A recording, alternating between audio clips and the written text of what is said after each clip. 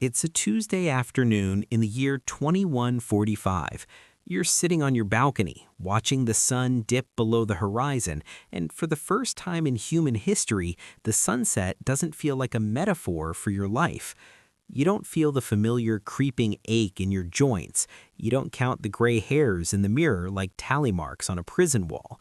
You simply are. In this world, the biological expiration date has been deleted. Death is no longer a predator stalking you from the tall grass of the future. It's an invitation you can simply choose not to accept. At first, the world feels like a masterpiece finally finished. The bucket list disappears because the bucket is bottomless. You spend 40 years becoming a master pianist. Then you spend 60 years studying the migration patterns of deep-sea whales. Why not? You have the time. You have all the time. The crushing pressure to make something of yourself by 30 or 40 or 50 evaporates. The midlife crisis becomes a relic of a primitive age, like the stone axe or the rotary phone. But as the decades turn into centuries, a quiet, unsettling chill begins to settle in the corners of your mind. Psychology tells us that human meaning is built on the foundation of scarcity. We value things because they are rare. We cherish moments because they are fleeting. Think about the last day of a great vacation. The air feels sweeter, the laughter is louder, the food tastes better, specifically because you know that tomorrow you have to go home. When the vacation never ends, it stops being a vacation. It just becomes where you live. In a world of optional death, the now loses its bite. Why have that difficult conversation today when you can have it in a decade? Why fall in love this century when you can wait for the next one? Procrastination becomes a permanent state of being. When the deadline of death is removed, the motivation to act begins to dissolve like sugar in a vast, cold ocean. You start to see the immersion paradox. To truly live, you have to believe that your choices matter.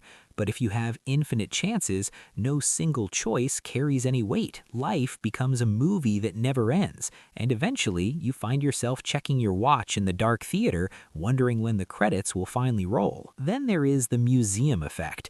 You become a collection of your own memories. But eventually, the gallery is full. Your brain, even if technologically enhanced, was designed to filter out the noise.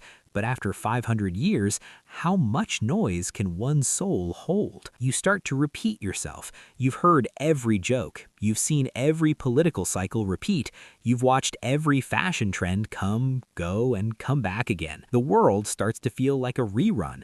The novelty-seeking parts of your brain, the parts that make you human, begin to starve in a world where nothing is truly new anymore. And then there is the social weight.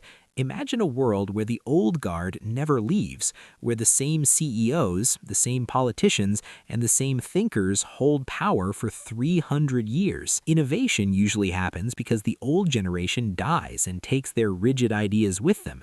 Without death, the world becomes a stagnant pond, beautiful but unmoving. You look at the younger generations, the new Eternals, and you realize you have nothing in common.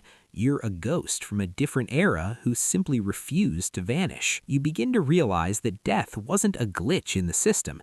It was the system's heartbeat. Mortality is what gives love its desperation. It's what makes a parent hold a child a little tighter. It's what makes a goodbye mean something. Without the shadow of the end, the light of the beginning loses its brilliance. Eventually, you might find yourself standing back on that balcony 200 years later. You look at the sunset again, but this time you're not grateful for the extra time. You're tired.